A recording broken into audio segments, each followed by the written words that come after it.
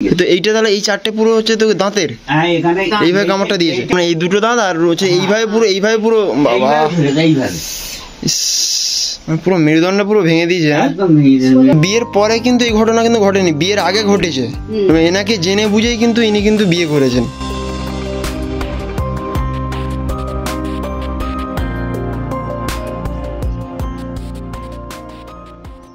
তোমার বেঁচে থাকাই সার্থক, তোমার কোনো কর্মের ক্ষমতা থাকবে না। সঙ্গে সঙ্গে অসাড় হয়ে গেছে। বাঘে আমার মাজায় কামড় দেয়, কামড় দেওয়ার পরে কামড় দিয়ে ঝাটকা দেয়, এরকম দিলে ওই মাজার হাড় ছাড়িয়ে যায়, একদম নার্ভ শিরাগুলো আছে কেটে গেছে।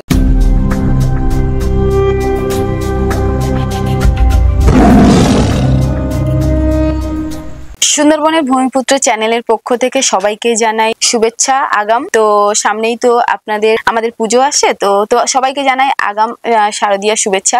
এবং আমরা সুন্দরবনের ভূমিপুত্র চ্যানেলের মাধ্যমে আমরা সুন্দরবন মানুষের কথা আপনাদের সামনে তুলে ধরছি ঠিকই, কিন্তু সুন্দরবন জঙ্গলে বাঘে আক্রান্তর অভিজ্ঞতা শুনলে আপনাদের সবাই মানে কি বলবো শিহরিত হয়ে উঠবেন, যে এমন এক ভয়ঙ্কর ঘটনা আজ আমরা আপনাদের সামনে তুলে ধরবো, যে মানুষটি জীবিকার জন্য জঙ্গলে গিয়ে কিরকম পরিস্থিতির মধ্যে পড়েছিল। পুরো বিষয়টি ওনার মুখ থেকেই শুনবো। তো আসুন ওনার পরিচয়টা আগে নেই, তারপরে আমরা ঘটনা শুনবো। আপনার নাম? আমার নাম মোহাম্মদ নূর হোসেন গাজী। কত বছর ধরে জঙ্গল করেছেন? আমিও জঙ্গল তখন খুব কম বয়সে জঙ্গল করতাম। খুব গরিব মানুষ ছিল, বাবার জমি জায়গা কিছু ছিল না বাবার। আমি প্রথমে বাবার হাত ধরার মতো হয়েছিলাম, হয়ে বাবার সঙ্গে জঙ্গল করতাম। তখন আমার বয়স 18 বছর। 18 বছর বয়সে বাবার সঙ্গে জঙ্গল করতে গিয়ে আমি এই কুড়িখালির জঙ্গলে ওই রায়মঙ্গলী নদীর সাইডে ওখানে জাল দেই। বিকালে জাল দেওয়ার পরে 4 জন লোক ছিল আমরা। বাবা ছিল, আমার পিস্তুত ভাই ছিল, আর একজন হিন্দু লোক ছিল। আমি এই 4 জন আমরা ছিলাম। রাত্রিতে বিকালে জাল দিয়েছি, রাত্রিতে ওই জালটা উঁচু করে দিয়েছি, দিয়ে ফার্স্ট সকালে মানে এরকম 6টার দিকে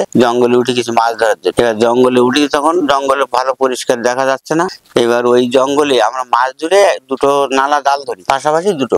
এবার একটা নালা জাল ধরার মাছ ধরে আইছি, আর একটায় যাবো। এমন সময় ওই জঙ্গলের উপর আমি নালার নিচেই ছিলাম ভিতরে, আর জঙ্গলের উপরতে বাঘ ঝাঁপিয়ে পড়েছিল আমার গার পরে। যখন বাঘ ঝাঁপিয়ে পড়েছে, বাবা দাদা ওরা কাছে ছিল আমার, সঙ্গে সঙ্গে বাবা গিয়ে বাঘের মুখে চড় মারছে আর বলছে ছেড়ে দি, কিছুতেই ছাড়ছে না বাঘ। বাবার ওই দৃশ্য দিকে আমার বিস্তৃত ভাই আমার দাদা গিয়ে বাঘের বাড়ি দিয়েছিল, ঘাড় পেট এরকম কাঁধে বাড়ি দেয়, দিলে এক বাড়ি দেওয়ার পরে আমাকে ছেড়ে দেওয়ার আমার ভুটিয়ে পড়ে গিয়েছিলাম, এরকম ভুট অবস্থায় পড়ে গেলাম। আমার বাঘ চেপে ধরে রেখেছিল আর এই মাথায় কামড় দেওয়ার পরে আমার যখন নিঃশ্বাস নিতে পারছি না, মাটি নাকের মধ্যে গালের মধ্যে মাটি ঢুকে যাচ্ছে নিঃশ্বাস নিতে গিয়ে, তখন ওই বাঘ ছেড়ে দেওয়ার সঙ্গে সঙ্গে আমি উঠেছি। ওঠার পরে আমার নড়ার ক্ষমতা নেই, সঙ্গে সঙ্গে অসাড় হয়ে গেছে। বাঘে আমার মাথায় কামড় দেয়, কামড় দেওয়ার পরে কামড় দিয়ে ঝাটকা দেয়, এরকম দিলে ওই মাজার হাড় ছাড়িয়ে যায়, একদম নার্ভ শিরাগুলো আছে কেটে গেছে, একদম অসাড়, পুরো দেহটা এখান থেকে অসাড় হয়ে গেল। আমি নড়তে পারছি না। দাদা তখন বাঘের সঙ্গে লড়াই করতে করতে বাঘকে ওই জঙ্গলের উপর উঠে গেছে। বাবা, আমি নালার ভিতরে ছিলাম, দাদাও ছিল। ওই বাঘের লাঠি মেরে বাঘের পাশ ছুটছে, দাদা বাঘকে তাড়িয়ে নিয়ে যাচ্ছে, গিয়ে জঙ্গলের উপর উঠে গেল। গিলে বাবাকে বলছে যে আমার পিস্তুত ভাই বলছে, মামা ওকে নিয়ে যাও, বাঘ কিন্তু আবার আসতেছে। তখন বাবা বললো, আমি তো একা নিয়ে যেতে পারছি না, মানে আমার গায়ে কোনো বল শক্তি নেই, একদম অসাড় হয়ে গেছে, নেতা মতো হয়ে গেছে একদম। এবার বাবা বলছে আমি একা নিয়ে যেতে পারছি না। বাবা একটু বয়স্ক ছিল। এবারে একটা হিন্দু লোক ছিল, উনি একদম অতর্ক হয়ে গেছে, কিছু বলতেই পারে না ভয়ে। তারপরে দাদা আবার ওই বাঘের এরকম লাঠি হাঁকিয়ে হাঁকার দিচ্ছে খুব জোরে জোরে। আর আমি দেখছি, বলছে তুই নৌকে যা, এখন নৌকে যা পাগল। আমি বলছি ভাই আমার মাজার নেই, আমি আর উঠতে পারছি না। তারপরে ভাই এসে এক বাজু ধরলো এরকম, আর বাবা ধরলো, ধরে টেনে নিয়ে নৌকে তুলে দিল। আর বাঘ তখন আসার জন্য আবার ঝুল দিচ্ছে, দাদা কিন্তু হাঁকছে, বাবা দাদা হাঁকছে। আর ওই লোকটার পিঠে এরকম চড় মেরেছে। আমার দাদা গিয়ে বলছে, তুই ওর নৌকে নিয়ে যাবি, তা তুই এরকম মাথার হয়ে গেছিস। ওর সঙ্গে সঙ্গে নৌকা এলো, আনিয়ে আমি বললাম ভাই আমি আর বাঁচবো না। দাদার বলছে তখন এমন ইচ্ছা হচ্ছে আমার জীবনটা বেরিয়ে গেল, বলছে এবার বাঁচবো না, আমার দেশে নিয়ে হাঁটবে। বাবা বলছে যে জাল ধরার দরকার নেই, ছেলে দেশে নিয়ে চলো। দাদা বলছে জাল ধরা গুলো সব ভেসে যাবে তো, দুয়ার জলে ভেসে যাবে। বলছে দেখ গিয়ে তুমি আমার ছেলে না, আগে দেশে হাঁটো। দেশে আনলো। তখন আমাদের দেশের ডাক্তার কেউ ছিল না, হাতুড়ে ডাক্তার ছিল। প্রচন্ড জলের টান হচ্ছে, রক্ত নৌকোর ভিতরে আর তখন ডগা বয়স, অল্প বয়স। তা ওই সময় ওখানে কিছু দেওয়া হয়নি? কিছু দেওয়া হয়নি, জঙ্গলে ওষুধপত্র তো নেই, নিয়ে যাওয়া হয়। এবার এসে ডাক্তার কালীতলায় বাজারে আসলো, এসে ওষুধপত্র করলো। সকাল 6টায় অ্যাক্সিডেন্ট করছে আমাকে। তখন এত যানবাহন অসুবিধা ছিল, চলতো না, কোনো যানবাহন চলতো না, তখন তো দিনে থাকতো না, থাকতো না। এবারে যখন রাত 8টার সময় আর বসিরহাট বহরতলে ভর্তি করছে, সকাল 6টায় অ্যাক্সিডেন্ট হচ্ছে আর রাত 8টায় ভর্তি হচ্ছে।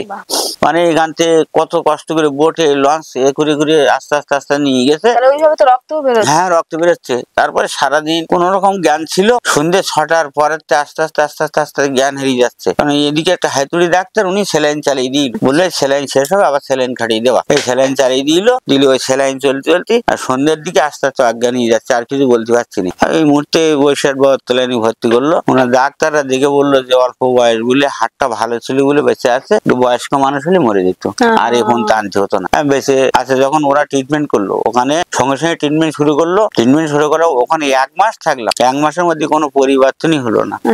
মানে ঘাড় ভিতরে ওই পাতা পুঁতি ময়লা ঢুকে গিয়ে এবার ঘা সারছে না। এবারে ওখান থেকে বলছে, ডাক্তার বলছে দেখো বাঁচবে না, ফিরি বাড়ি নিয়ে যান, নিয়ে ঝাঁকাতে যায়, খেতে দাও, কেউ বাঁচবে না। তখন এই পাটা গুলো এখান থেকে কেটে দিলে আমি বলতে পারতাম না কিছু। অষাঢ়, আজও অষাঢ় আছে এখনো। তা ওই ওখান থেকে বাবা বললো দেখো আমার দেশে ডাক্তার কবিরাজ নেই, আমার দেশে কোনো ওষুধ পত্রের ভালো ব্যবস্থা নেই, তা আমি ছেলে মরে যায়, হসপিটালে মরে যায়, আপনি এখান থেকে ট্রান্সফার লিখুন, কলকাতায় আসছে নিয়ে যাবো। কলকাতায় মরে যায়, তাও মনে বোঝাতে পারবো যে ডাক্তারের কাছে গিয়ে মারা গেছে, কিন্তু আমি দেশে নিয়ে গেলে আর বাঁচাতে পারবো।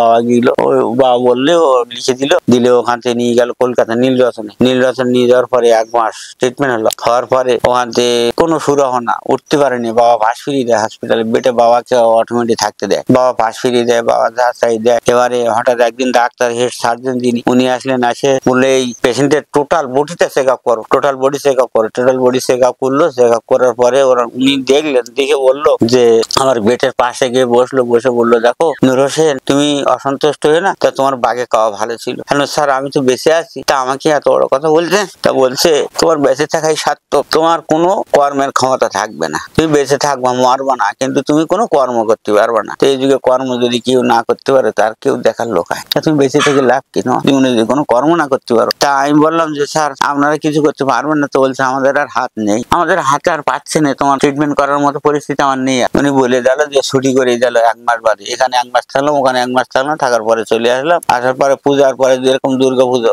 এসে গেছে, বাবা আর পূজা বললো পূজার পরে আরেকবার আসো, দেখি ভর্তি নিতে পারি কিনা। পূজার পরে আর ভর্তি করতে পারলো না, বেড খালি ছিল না, দেখিয়ে চলে আসলো। এবার কিছুদিন পরে বাবা ওই টুকটাক যা চিকিৎসাপাতি দিয়ে যা বলে করতে করতে বাবা একটু বয়স হয়ে গেল, এরকম 50-60 বছর বয়স হয়ে গেল। বাবা আস্তে আস্তে মারা গেল, অসুস্থ হয়ে মারা গেল। বাবাকেও ক্যান্সার হয়েছিল, অতিরিক্ত পরিশ্রম করতো, বাবাকে ক্যান্সার হয়ে গেল, বাবা মারা গেলে আর ট্রিটমেন্ট আর হয় না। সেখান থেকে এই অবস্থা। এই পা গুলো, এই পার আঙুলগুলো 35 বছরের মধ্যে আমার পার আঙুলগুলো এরকম করতে পারেনি, কোনো শক্তি নেই, পা গুলো সরিয়ে গেছে, এই পা সব সরু দেখতেছেন, সরিয়ে গেছে, কোনো বড় শক্তি নেই, এই দুটি পা একই। এবার আছে উনি বললো যে স্যার আমার তো মাঝে অ্যাক্সিডেন্ট করেছে। ডাক্তারে বললাম তোমার পার সমস্যা কেন? তো বলছে তোমার ওই যে না, এই ঘাড়ের থেকে নার্ভ পা অব্দি এখন মেরুদণ্ড একদম ছাড়িয়ে দিয়েছে আর নার্ভ ছিঁড়ে ফেলিয়েছে, যার জন্য দাঁতের আঘাতে নার্ভ ছিঁড়ে গেছে, তোমার পা গুলো অসাড় হয়ে গেছে, ওই জন্য তোমার পায়ে কোনো জোর নেই। তা বললো তোমার আর ভালো হবে না, তো তুমি বেঁচে থাকবা, তো অকর্ম হয়ে থাকবে। সেখান থেকে এই পর্যন্ত আসি, বাবা মা সবাই চলে গেছে। আমরা 3টে ভাই এখানে, প্রফার সব হিন্দু, আমরা 3টে ভাই মুসলিম, আমরা 3টে ভাই, ওই মাঝি ভাই আর আমি বড়, এই ছোট ভাই, সবাই আসছে। 3টে ভাই এক জায়গায় রয়েছে, বাবা মা কেউ নেই, সব মারা গেছে, জমি যায় কিছু নেই। মাঝি ভাইটা এখনো জঙ্গল করে, জঙ্গল করে, আর ওই ছোট ভাইটা জঙ্গল করে না, জঙ্গলে গিয়ে ওরকম ভয় পেয়েছিল। ওই বাঘের ভাই, বাঘ একসে আসছিল, হঠাৎ ওই নৌকোয় ওপরে বাঘ আসছিল ওদিকে, আর বললো আমি আর জঙ্গলে যাবো না। সেই থেকে আরো জঙ্গলে এখন সংসার চলে। বাবা মা বেঁচে থাকতে বলে গেল যে ওনার একটা পরের মেয়ে জোগাড় করে দিতে পারলে যদি একটা বাচ্চা কাচ্চা হয় তখন দেখবে, আমরা চলে গেলে কেরা দেখবে। তাই আমাকে বিয়ে থাওয়া দেওয়ার পরে ওই আমার স্ত্রীর বাবারও বাঘে খেয়ে নিয়েছে, একদম ডেড হয়ে গেছে। এবার ওনার তো দেখার লোক ছিল না, আমার শাশুড়ির কেউ দেখার লোক ছিল না, বাচ্চা কাচ্চা ছোট ছিল। তখন আমার বাবা ওই আমার শাশুড়ির সঙ্গে কথা বললো যে আমার মেয়েটা যাও, আমি যতদিন বেঁচে আছি ততদিন আমি দেখে শুনে যাবো। আচ্ছা। দেখেও গেল আমার বাবা। মা বাবা যতদিন বেঁচে ছিল ওর বাইরে বেরোতে দিত না।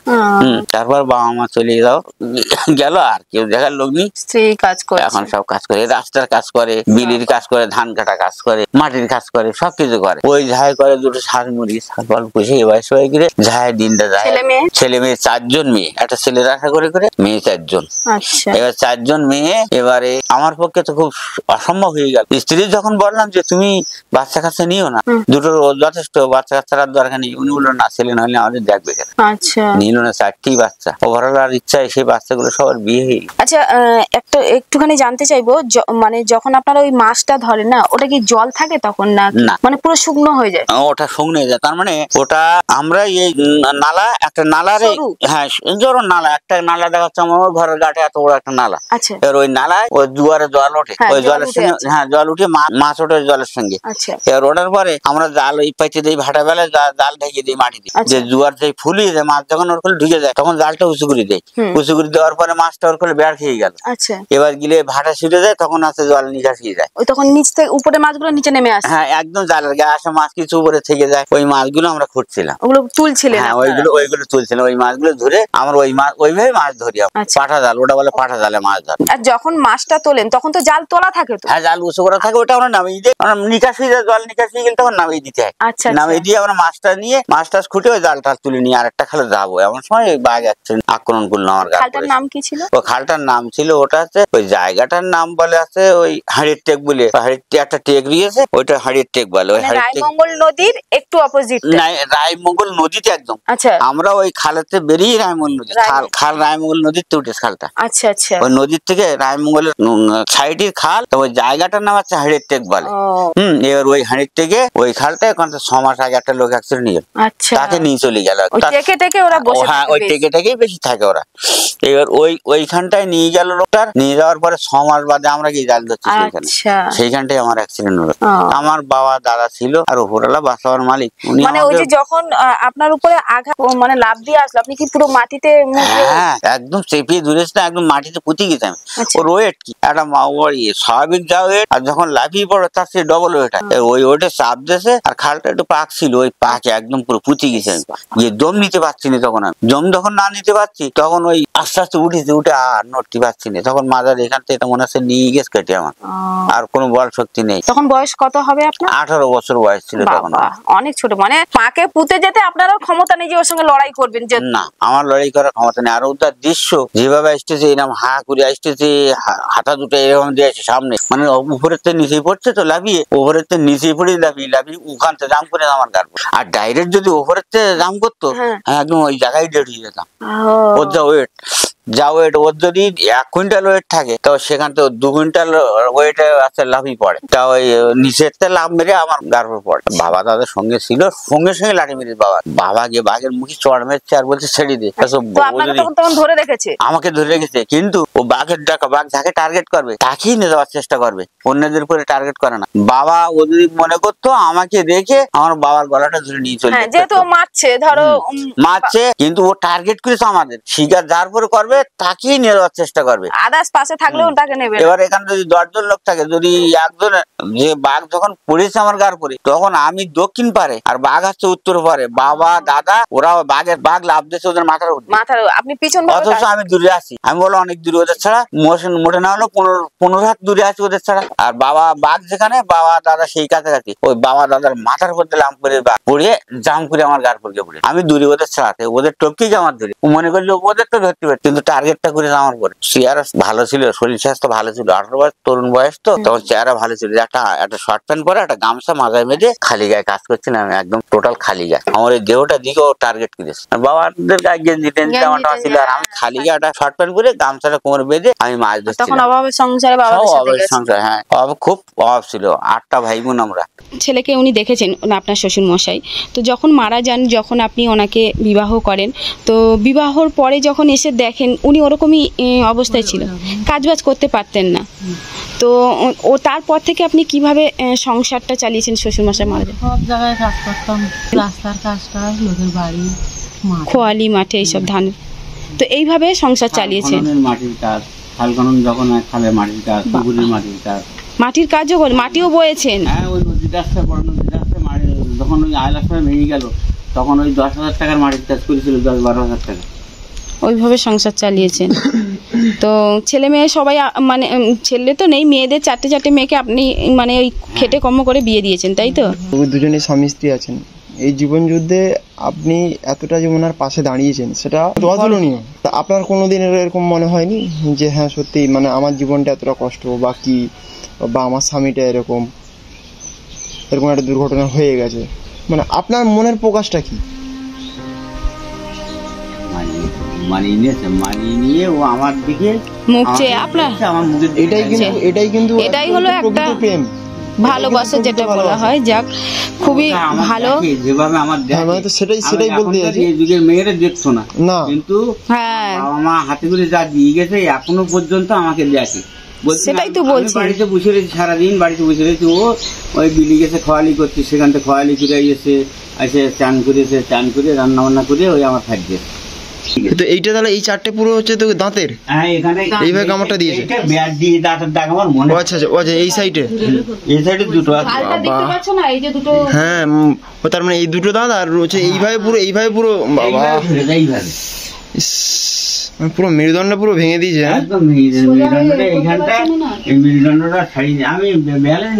আপনারা দেখুন এনার পরিস্থিতিটা দেখুন, এত বড় একটা লম্বা চওড়া মানুষ কিন্তু তিনি কিন্তু সোজা হতে পারেন না, এনার বডিটা এরকম কিন্তু ব্যাকা আছে, ঠিক আছে?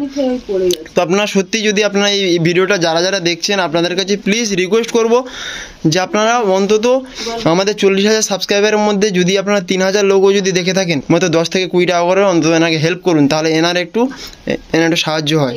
আপনারা আমাদেরকে দেখছেন এবং হচ্ছে এই হচ্ছে দিদিভাই, এনার স্ত্রীকে আমি অসংখ্য ধন্যবাদ জানাই যে একটা মেয়ের একটা শখ আল্লাহ থাকে যে আমার স্বামী আমাকে খেটে খাওয়াবে, আমি একটু আনন্দে সুখে শান্তিতে থাকবো। কিন্তু এই দিদিভাইকে আমি সত্যি অনেক স্যালুট জানাই যে এনার মতন মানুষ হয় না। এরকম পরিস্থিতি দেখেও তবু অনেকে যে কথায় শুনছিলাম, অনেক মানুষ অনেক বলেছে যে করিস না, খাওয়াতে পারবে না, কিন্তু উনি ওনার কষ্টটা বুঝেছে বলেই আজ এই জায়গায় দাঁড়িয়ে ওনাকে খেটে খাওয়াচ্ছে। সত্যিকার এনার মতন মানুষই পাওয়া যায় না। তো আপনাদের কাছে এটুকুই অনুরোধ, কিছু প্লিজ কিছু না হলেও একটু সাহায্য করুন যতটুকু সম্ভব।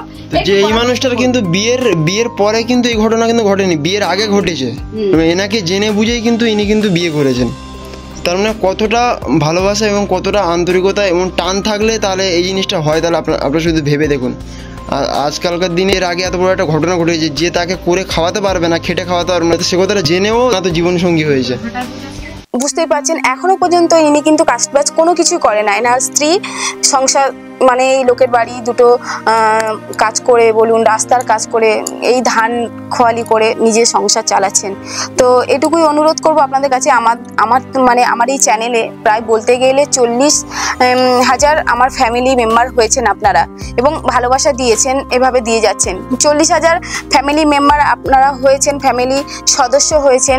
তো এতটা ভালোবাসা যখন দিয়েছেন, শুধু এটুকুই অনুরোধ করব, যদি আপনারা পারেন অন্তত 20 টাকা করে হোক বা 10 টাকা করে হলেও এনার অ্যাকাউন্টে দিন, দিয়ে এনাকে সাহায্য করুন। এবং আপনারা যদি নাও পারেন বা অন্য কাউকে ভিডিও শেয়ার করুন, অন্যরা যদি দেখে এনাকে সাহায্য করতে পারেন। ইনি মানে এখন বর্তমানে ছেলেও নেই, মেয়েরা সবার বিয়ে হয়ে গেছে, স্ত্রী বর্তমানে সংসারটা চালাচ্ছেন। তো আপনাদের কাছে এটুকুই অনুরোধ, এনাকে একটু সাহায্য করুন।